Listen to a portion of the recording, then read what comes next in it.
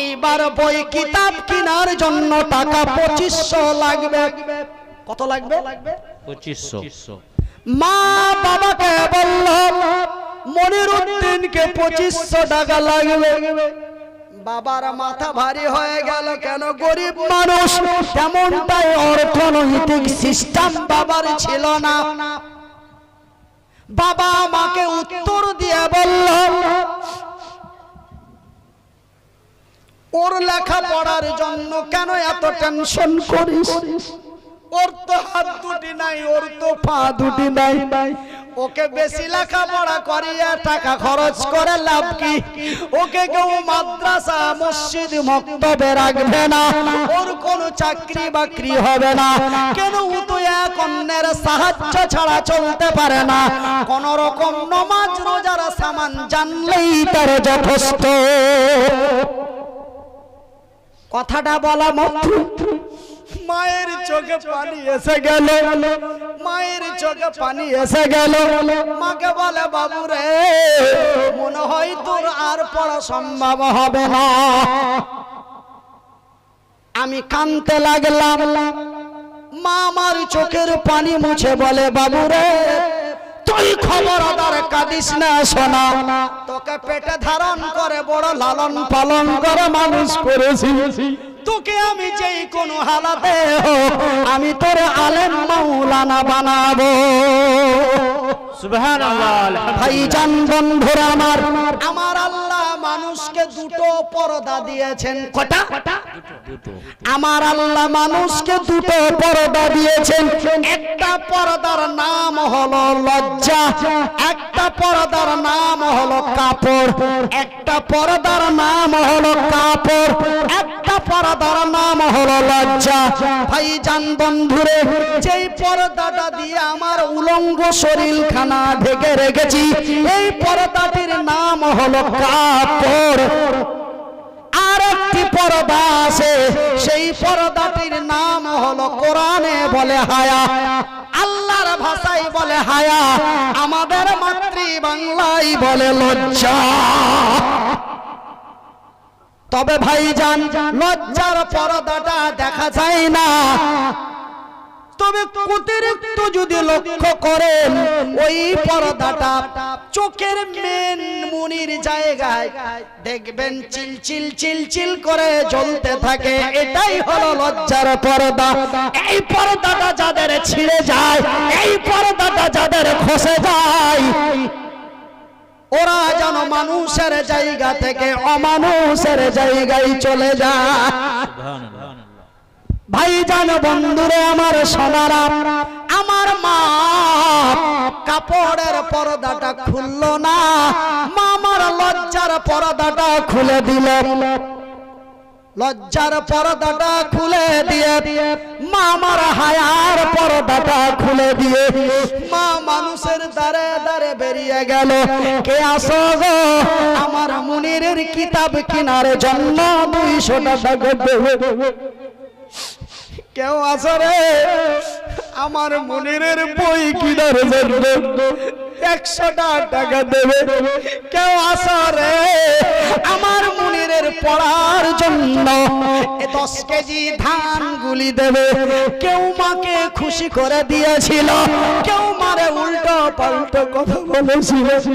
ভাইজান বন্ধুরা আমার, একদিন দেখি আমার মা আমার দিকে তাকিয়ে তাকিয়ে কান্দে আর বলে বাবু রে, আমার আল্লাহ কি তোর নিরাপত্তা করবে না? তোর জন্য কত মানুষের যে কত কথা শুনবো। কেন গো মা, আমি কি এমন অন্যায় করেছি আমার নামে বদনাম? বলে বাবু রে, না না, তুই কোনো অন্যায় করিসনি, তোর বদনামই নই রে। তোর জন্য মানুষের কাছে অনেক কথা শুনতে হয়। কি কথা শুনেছে কি মা? কি কথা শুনেছ গে মা?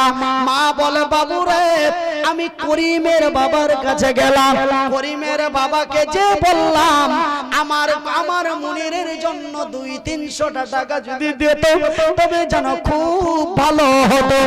বাবুরে মনিরউদ্দিন, করিমের বাবা আমাকে তো টাকা দিল না, বরঞ্চ দুটো উল্টো কথা শুনালো। কি বলেছে গে মা? মা বলল বাবু রে, করিমের বাবা বলল যে কি 10টা টাকা হাতে দিল, আমি 200-300 টাকা চাইল, কিন্তু করিমের বাবা আমার হাতে 10টা টাকা দিয়ে বলে তোর বেটা পড়ছে না, তোরা তোর বেটার নাম দিয়ে নিয়ে যে খাচ্ছি। বাবুরে বুকটা ফেটে গেছে, আমার আল্লাহ কি তোর নিরাপত্তা করবে না? আমি বললাম মা, আমার আল্লাহ সত্য, আমার আল্লাহর কোরআন সত্য, নারায়ে তাকবীর, আল্লাহু আকবার, নবী সত্য, নবীর হাদিস সত্য। মা গো, আমার আল্লাহ দুটো হাত দেয় নাই, আমার আল্লাহ দুটি পা দেয় নাই, কিন্তু মা গো আমার আল্লাহ দুটি চোখ দিয়েছে, বলি আলহামদুলিল্লাহ। মা রে, আল্লাহ ছুটি দিয়ে নবীর হাদিসে পড়ে দেখেছি, হাদিসটির নাম হলো সহিহ আল বুখারী।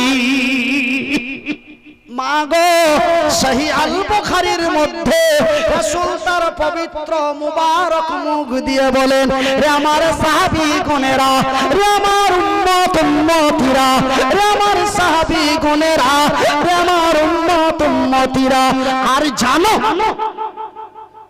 আল্লাহর আকাশের নিচে জমিনের উপরে আল্লাহর যত বান্দা বান্দি রয়েছে, তার মধ্যে মহান আল্লাহ 3 প্রকার লোকের দোয়া মাবুদের কাছে ডাইরেক্ট কবুল হয়।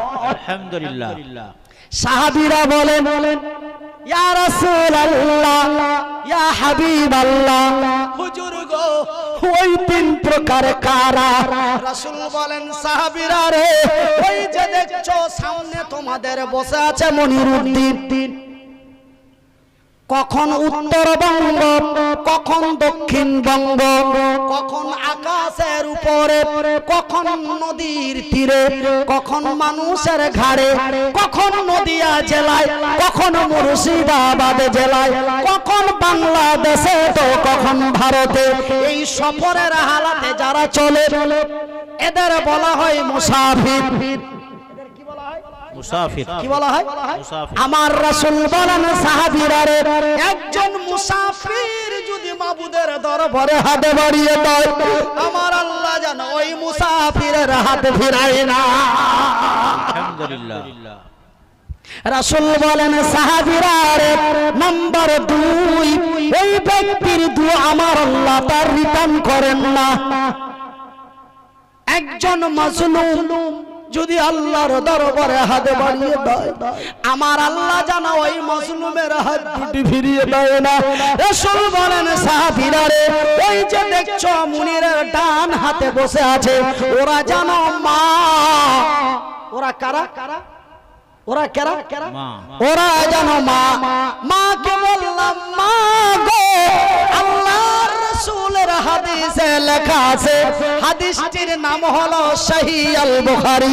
রাসূল বলেছেন মা যদি দোয়া করে, আমার আল্লাহ মায়ের দোয়া কখনো রিটার্ন করে না। মা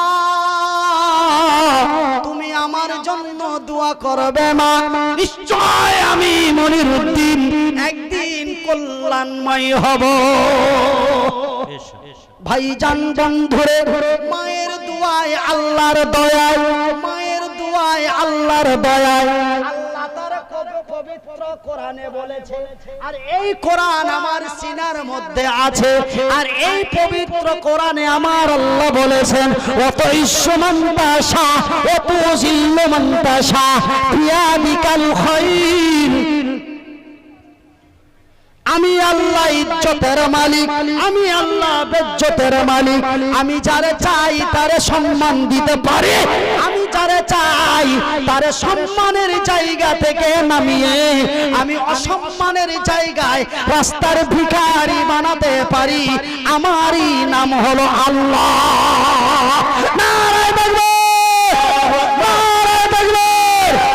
ভাইজান বন্ধুরা আমার, তবে মায়ের দোয়ায় আল্লাহর দয়ায়, মায়ের দোয়ায় আল্লাহর দয়ায়, আপনাদের দোয়ায় আল্লাহর দয়ায় আজকে ভারতের 9টা রাজ্যে বক্তব্য রাখি, আজকে ভারতের বাইরে দুটি দেশে যায়। ভাই গো, আল্লাহ কোরআনে যাহা বলেন তাহা সত্য, আমার আল্লাহ সত্য, তার কোরআন সত্য। রাসূল বলেছেন যাকে চাই তারই দিই। ভাইজান, এই কোরআন আমার সিনার মধ্যে আছে, আর এই কোরআনটি আজকে এই মাদ্রাসার ছাত্র, এই মাদ্রাসার ছেলেদের সিনাই দেওয়া হয়েছে। ভাই গো, একজন ইমানদারের কথা আপনাদের কাছে বলবো। একজন ওই মক্কার উহুদের প্রান্তে যেই 3000 ইমানদার বিজয় করেছিল, তার মধ্যে একজন ইমানদারের কথা বলবো।